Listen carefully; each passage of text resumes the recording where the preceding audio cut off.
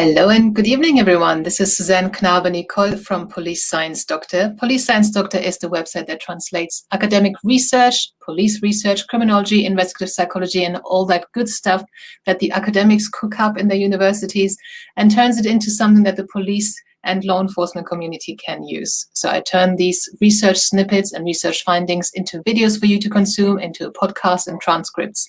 And every Tuesday, what I do, I've got an email list that is free to subscribe to the Police Science Doctor email list. You just go to policesciencedoctor.com and leave your details in the registration form in the bottom.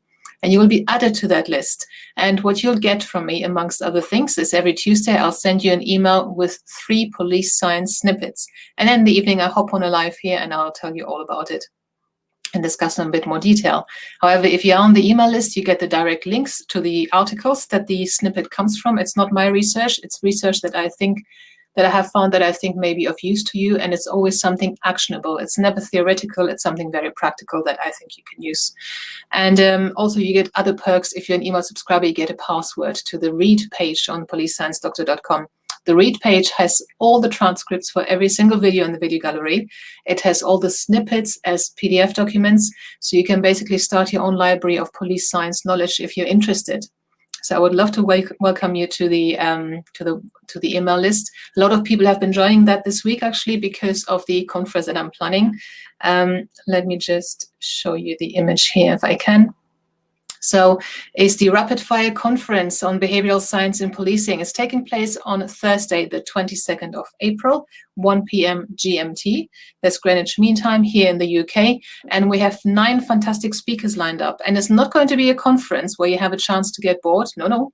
This is going to be 9 short, sharp training sessions. So we have one session on where to find evidence in sexual offense cases, how to deal with people in crisis as a first responder, how to recognize the 8 stages to domestic homicide, how to use behavioral science in crime analysis, how to prevent crime using the psychology of influence, how to use geographic profiling to advance investigations, how to link the right crimes together to have more pieces to the puzzle, how to handle stress when working in the police, and why victims of domestic abuse don't leave their partner and how to help them. So we'll have all these fantastic talks from a variety of world-class speakers. We have speakers from the UK, USA, Australia, and they're going to give you those 10-minute training sessions. So really short, sharp, impactful stuff. That's going to take place on the 22nd of April. And for that, to register, it's free. So the conference is completely free for you to attend. Just go to www.policesciencedoctor.com/R for rapid, F for fire, C for conference, RFC. Just register there, it's free, and then you will get the links on where you can access the conference nearer the time. It's going to be streamed live and it's really going to be worth your time. Right, so let's get to this week's police science snippets. As usual, I've got 3. Now, the first one is about serial homicide. So a comparison was done between serial homicide that involves, it was all female victims. So they compared series that were committed on sex workers only to series that were committed on sex workers and non-sex workers.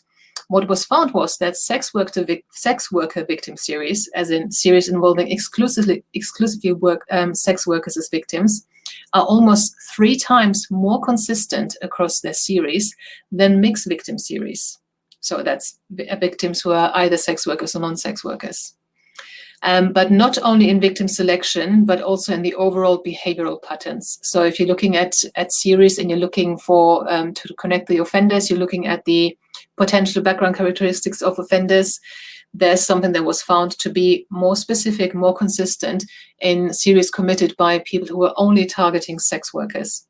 So the link to that article is included in the snippet that was emailed to you, if you're already on the list. The second police science snippet is policing large crowds, public order. One second, let me just get a sip of water. So, the classical view of all crowd members as being inherently irrational and suggestible and therefore potentially violent is both wrong and potentially dangerous. It can lead to policing strategies that respond to the violence of some in the crowd by clamping down on all members and therefore lead all members to perceive the police as hostile and illegitimate. In such conditions, even those who were initially opposed to violence may come to side with more conflictual crowd members and hence contribute to an escalation in the level and scope of collective conflict. Now, think about this. I think there's actually the link to the entire paper in there. So you've got a crowd of people. Let's say you have a football event, you've got a protest going on. In that crowd, there may be some troublemakers, and they're usually in the minority. The vast majority of people are there for whatever reason it is. It might be for entertainment, it might be for a common cause. And most of these people are peaceful and law-abiding. Now, the police are there to protect the general public and property, and they're there to stop people from doing things they shouldn't be doing. So they are always going to be seen by some as confrontational or opposite to what they're trying to achieve, especially if what you're trying to achieve is to commit offenses. Now, what they're saying here is that if the police makes a mistake of treating the entire crowd as one being that is trying to cause trouble, then those people who are then getting hard, being subjected to hard police tactics, even though they were initially peaceful, they're now thinking, well, hang on, they're doing something to me that is unprovoked. I haven't done anything to cause this. I haven't given them any reason to treat me this way. And they might then feel aggressed by the police, and they might feel more in tune with people who are already against the police from the outset.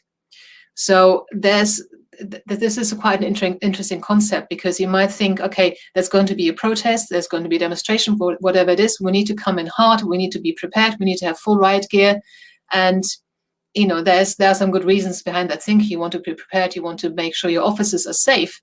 But then how do you treat the crowd? How do you come across? If you're offering a hard line, then you're going to be met with a hard line.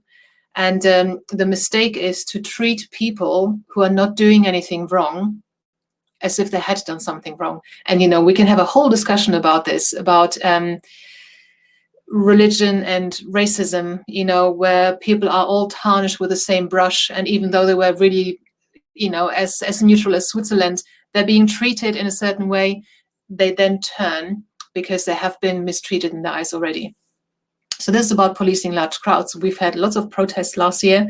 This might be quite relevant. So have a look at the article, see if there's anything you can pull from there. And then the third article is about self-selection policing. Now, you may wonder what that means. This is Dr. Jason Roach, and it's actually linked to the full document here. Catching the big fish by looking at the little things they do. So here's the quote: people who do bad things people who do big bad things also do little bad things. So criminal careers are more heterogeneous, as in varied, it's a difficult word to pronounce, than police think. It is often easier to detect the small crimes committed by the big players, especially during the pandemic. So one thing that comes to mind is the Yorkshire Ripper, a very big serial murder case in the 70s, 80s in the UK. He was killing a lot of women, mainly prostitutes, not only. And he came to police attention in a routine traffic stop because there was something wrong with his number plates. So very big fish, serial murderer, was caught and came to police attention and was therefore brought into their systems through a very small offense. So this is something we're talking about here. Those people who are saying, oh, we don't need traffic stops. Well, we'll see how that turns out. I know that in America, I think there have been some changes that prevent the police from intervening. Let's see how that plays out. But I don't think it bodes well. And in this case, it actually led to the apprehension of the Yorkshire Ripper. To continue the snippet. So it was saying, especially during the pandemic, you might be catching people for small things, which they're doing as part of a larger offense or just as part of a general pattern of being generally criminal. So drug dealers or people traffickers, they may still be wanting to continue their business during the pandemic. So you might catch them for contravening COVID regulations, as in being out and about, traveling much further than they need to in order to do their drug dealing, in order to do their human trafficking. So you might catch them initially for this little offense, but actually, once you dig deeper, once you lift the lid, and open the can of worms, you see that there's much deeper things hidden there. So have a look at that article and see if that is of interest to you. And that was my police science snippets for this week. And again, the big announcement this week was the conference I'm hosting, 22nd of April. Would love to have you all there. It's going to be live. It's going to be amazing. Go to policesciencedoctor.com/RFC for Rapid Fire Conference. And that was it for today. Have a good evening. Bye-bye. Thank you for watching. I hope you found this content useful. You can get access to each episode's transcript with key learning points, timestamps, and references if you get yourself onto my mailing list. Just go to the main website on policesciencedoctor.com, and on the bottom of each page you will find a sign-up form for notifications of new content. Just enter your first name, your preferred email address, and the type of organization you work for. You will not get any spam. This is just for me to let you know about new content and for you to get access to all the transcripts.